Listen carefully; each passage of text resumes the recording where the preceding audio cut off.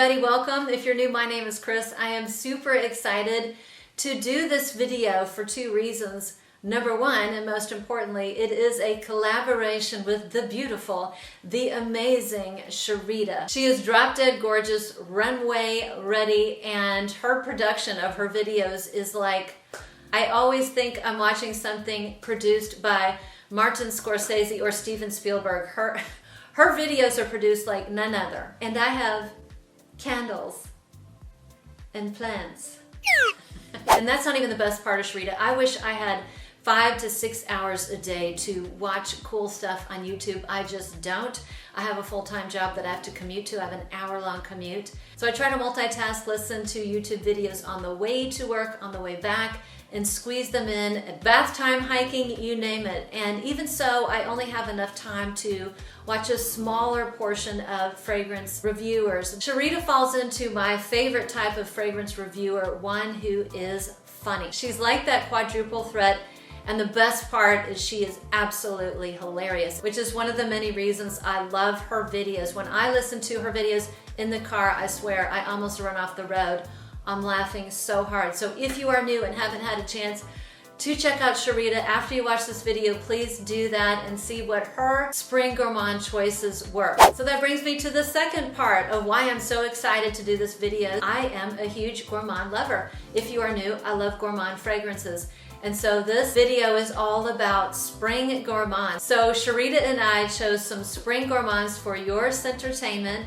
And with that, I'm just going to dive right in. I think I only have 12 fragrances, which was very, very difficult for me to do. And I did it because Sharida is always so disciplined in the number of fragrances she chooses to review. And instead of reviewing 20, I think, or talking about 20, I think I tried to do my best job to keep it around 10. So that means I've got 12 or 13. So the first one I'm going to start with is a fragrance I know is going to be on her list. This is a perfume I know she loves. And I, for whatever reason, waited 4 months for this to get sent to me. I was on the wait list, or it was back ordered, and I was just waiting and waiting and waiting. And I finally have it in my hot little hands, and this is Vani Charnel. If you have seen any of Sharida's videos, I know she loves this. And I know why she loves this. This is, if you're not familiar with this fragrance, this is like a cakey or a cookie type of a gourmand, or that type of vanilla. But then you add a ton of candied fruits completely drenched in caramel. And those are the notes you will find in this deliciously decadent sweet perfume. Listen, if you don't like to smell like food and you don't like your sweet fragrances, stay far, far away. This is for the true gourmand lovers. And the caramel or caramel in here, you can almost smell butter. It's like a buttery, my mouth is watering, a buttery, ooey gooey caramel. This definitely has that candied fruit type of an aspect. I definitely get that. And the vanilla in here is the same vanilla. If you've ever smelled Escapade Gourmand, the vanilla is the same. So add some candied fruits drenched in caramel. Yes, so super sweet. Even though it comes off a little strong at first, it does quiet down, and it has a softer scent bubble, but this one is decent. I get around like at least 6 hours with this one. So super sweet, phenomenal gourmand fragrance I will be wearing a lot in the spring, Vani Charnel. So this next fragrance I have talked about many, many times, and it's almost on the opposite end of the gourmand spectrum. This to me is a gateway gourmand, and it was in my gateway gourmand video because it's not overly gourmand or sweet, but it's definitely a gourmand fragrance. This is Lost Alice by Musk Milano. This is a very unique take on a gourmand, and I think it's either kind of a love or hate because of how the orris or the iris plays in here. So the point of view is kind of like Alice sitting down at a tea party. So I want to say there's carrot or a carrot cake accord. So the iris comes off powdery, but also very vegetal, and a lot of fragrances that contain iris can have, they can be powdery, they can be waxy, and if there's orris in it, sometimes they can come off vegetal and smell like a carrot.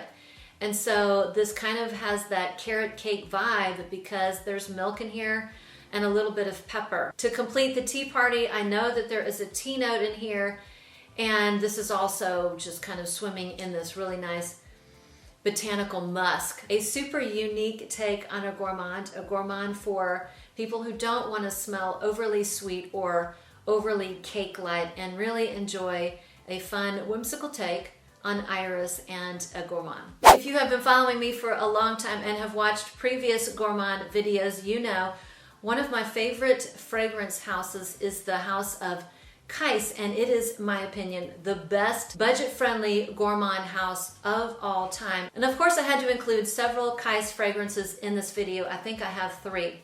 So let's start with the first one. The first one is called Douceur Brulee. And if you are new to my perfume channel, or even if you've been a return subscriber, you know I cannot speak French to save my life. But anyways, Douceur Brulee is another very unique gourmand. I think the term douceur means like smoothness, sweetness, pleasantness in French. But this is definitely a gourmand for gourmand lovers. This has a very interesting note. It has beeswax. There is caramel in here. There's lemon. And there's, I want to say butter. I think butter is a note that's in here. So full-on gourmand. And when you mix everything together, what it smells like to me is like lemon French toast. Like you made that French toast batter and you included like either lemon juice or lemon rind in the batter before you fried up your French toast. You've got your French toast made, now you gotta brulee the top and add a little bit of caramel, and you have this delicious fragrance. I wanna say there's like musk or oak moss in the dry down, but make no mistake, this is full-on gourmand and very sweet, very syrupy. Again, my mouth is watering, I need to get some water. But a delicious, unique fragrance for my gourmand lovers out there. And this one is pretty tenacious, has pretty good lasting power. The next one is, I think this is my second favorite Kais, or tied with first. And it is one I still never see anyone talk about, never. And it's absolutely swoon worthy. It is spectacular for those who love to smell like food. And it is Gateau de Carnival, which translates into Carnival Cake. And the reason why I think this is great for a spring gourmand is because it reminds me of my local zoo, and the zoo has a funnel cake kiosk. It's almost the first thing that you walk by or pass when you walk into the zoo. And so you've got this amazing funnel cake smell wafting up, and it's just absolutely spectacular. It smells exactly like a funnel cake with whipped cream. And I think the notes are like cupcake, vanilla, brown sugar, and there's a little bit of apricot in here. But again, this is straight up funnel cake minus the deep fried aspect with a little bit of whipped cream on top. A foodie gourmand lover's paradise right here. And the last one is one that just reminds me of Easter. It's springtime, and when I think of gourmand fragrances for the spring, I'm always thinking about what is going to be in that Easter basket, and I have several fragrances that remind me of things in an Easter basket. And this one is another one. This is Delicia de Marshmallow. This is straight on marshmallows and reminds me of the marshmallows, those disgusting neon marshmallows that are in the Easter baskets. Funny thing, I had never even tried, I have a sweet tooth, but I never even had the courage to try those marshmallows until my friend told me they were delicious. I would give them to my kids, and I remember trying them, and they are spectacularly delicious. I mean, they're just sugar, but they're very, very good. This fragrance is just like you open a bag of marshmallows and you stick your face in it and take a deep breath. It is full-on gourmandy, marshmallowy goodness with a little dusting of vanilla powder. Very true to life, strong and long-lasting, and this is super, super sweet. So you have to like your sweet fragrances, and one that I wear in the summertime. It doesn't make sense that I would wear this in the summer. One would think it would be too sweet, too cloying. It just doesn't for whatever reason.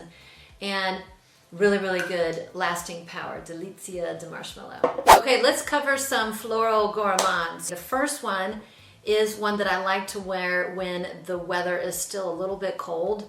It's a really good colder weather floral gourmand. I typically do not wear this in the summertime or deep in the summer because it's a little bit too heavy, but it is the beautiful Atlas Gardens. So this is neroli and orange blossom. I know it has at least neroli in here because it has that little it has that little subtle touch of greenness.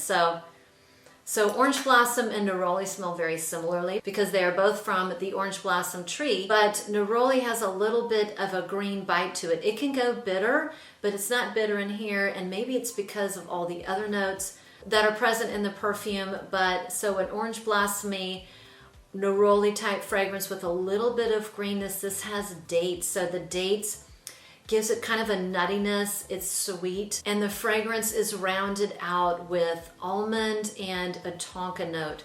So very thick, heavy, nutty, warm, cocooning, floral gourmand that I do like to wear on those days where it's a little bit colder. So I wear this a lot in the spring and the fall, and a little bit in the wintertime. I don't love wearing florals in the wintertime, but definitely in the spring and the fall because it is cold here. That kind of weather is perfect for these richer floral gourmands. So Atlas Garden, a beautiful orange blossom, neroli, date, almond, tonka beauty that has great lasting power. The next one is one from a line that I have been loving for about 2 years. I think several of them were hidden gems until they started to gain a little bit of traction on social media. I've been loving Vanille for a couple years. And the next one in the line that I do think is a hidden gem, that's Frank Boucle, and this is Ylang Ylang. So this is a delicious example of a caramelized florals. So the flower in here is Ylang Ylang, and this is definitely the star of the show. So Ylang Ylang oftentimes smells like a banana. Here it smells like sparkling banana covered in like thick yellow pollen and then drenched in or drizzled in caramel. And the caramel in here is very dark and warm. It's like a brittle. So this is like an Ylang Ylang caramel brittle in my opinion. Make no mistake, this is sweet. The floral is very, very present. So if you think you might like it because you really like sweet fragrances, but you don't like florals, this isn't going to work. You have to love florals, particularly Ylang Ylang, and you have to love sweet fragrances because it's basically 50-50. Unfortunately, this is on tremendous sale. I think this is half price at Max Aroma, but by the time this video comes out in a week, the sale unfortunately will be over. I think this is running for like, this is $75 right now. Anyways, maybe the sale will come back, and I did get this for less than $100. I want to say maybe I got this on Fragrance Net for around $100, and it's a big 3-ounce bottle. So that's one of the reasons I think a lot of the fragrances in this line are hidden gems. So another floral gourmand is kind of new in my collection. This one was because I saw someone over, or a friend over on Instagram posted this, and I thought, oh gosh, I need that perfume. The notes sound right up my alley. She goes by Shopaholics Blog. And the fragrance I speak of is called White Magnolia. So this is a gourmand. It is a floral gourmand because it has Magnolia. Magnolia is the main flower. So we've got Magnolia, cotton candy, vanilla, and yuzu. So I do think that there's one other flower in here. It definitely has a white floral vibe. So Magnolia, maybe jasmine.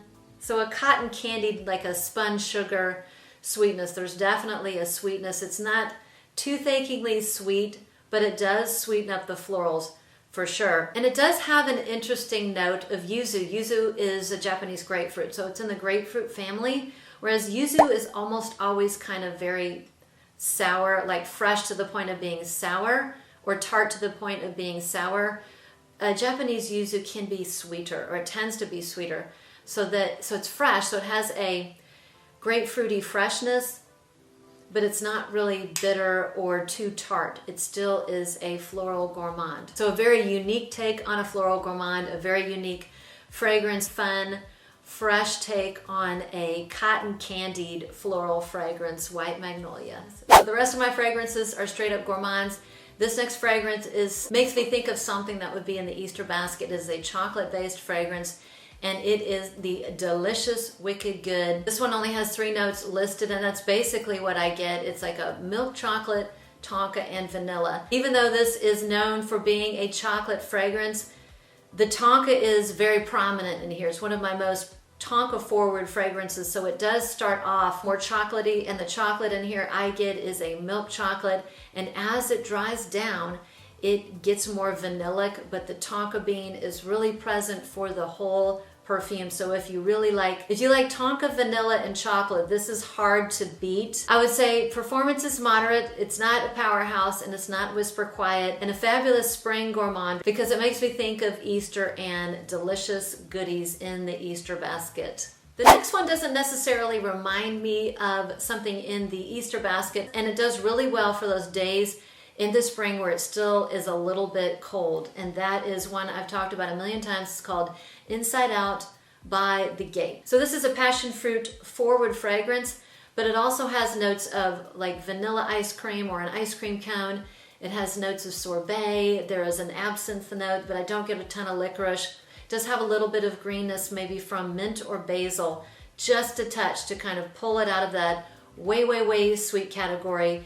It's light, it's sweet, but it's light, and there's a little bit of musk in here, and it almost comes off a little bit boozy, and maybe that's the absinthe. So it's got almost a slight boozy, vanillic vibe going on in here. Very good performance, very good lasting power, and one that miraculously, it is one of the very few gourmands that my very picky spouse, Pat, loves. That was a tongue twister. He despises my gourmand fragrances because he thinks they smell artificial and icky, just manufactured and artificial. He loves this one. When I wear this, he says I smell good. So Inside Out by The Gate. Now the next one is a delicious cherry gourmand. I love the note of cherry and have so many cherry fragrances. And miraculously, I have not got around to do a cherry video yet. I need to. I have a billion fragrances. This cherry is a new cherry fragrance and it is super strong. It is called Indecent Cherry. This is cherry and more cherry. So it's very boozy. It's syrupy. There's strawberry in here, a little bit of almond. And this is really a cherry lover's cherry. Has terrific performance. This thing has amazing performance, unlike Lost Cherry, and relatively affordable compared to Lost Cherry. This is still expensive. I want to say it's like $180 over at Lucky Scent. That's compared to what Lost Cherry is, which is, you know, at least 2 to 3 times that, and has much better lasting power than Lost Cherry. But this, wow, when I wear this, it lasts all day, and it might be even too sweet for some cherry lovers. So a boozy, syrupy cherry lover's dream with a little note of strawberry, Indecent Cherry. Okay, I think I have 2 or 3 more left. The next one is one of my favorite gourmands from one of my favorite house discoveries of last year that I've spoken about at length, and I'm super excited that they now carry the fragrance at Lucky Scent so you can sample them a little bit more easily, and that fragrance house is Maissa. And this is one I've talked about before. If you are new, this is called Oud Bourbon. It took me forever to try this one because Oud is kind of hit and miss with me. I'm very particular when it comes to my Oud, so I thought, oh, I don't think I'm gonna like that. It's gonna be a heavy, boozy Oud. It's just gonna be too masculine. It's not gonna be up my alley. And I couldn't be more wrong. Let me tell you, this smells nothing like the name. This is a sweet, vanillic, ambery gourmand. I'm telling you, I swear that I smell something like a citrus or a lemony citrus. There are no, I mean, lemon is not listed as far as I know. I'll put up the notes. I do not think there's a lemon in here. It smells like a lemon meringue is in here. There's also caramel, coconut, anise. So even though there is anise or anise in here, it does not smell like licorice. So a sweet, ambery, woody vanilla with a little bit of spices, and this is an extrait. This is in their newer Elixir line. This is an extrait.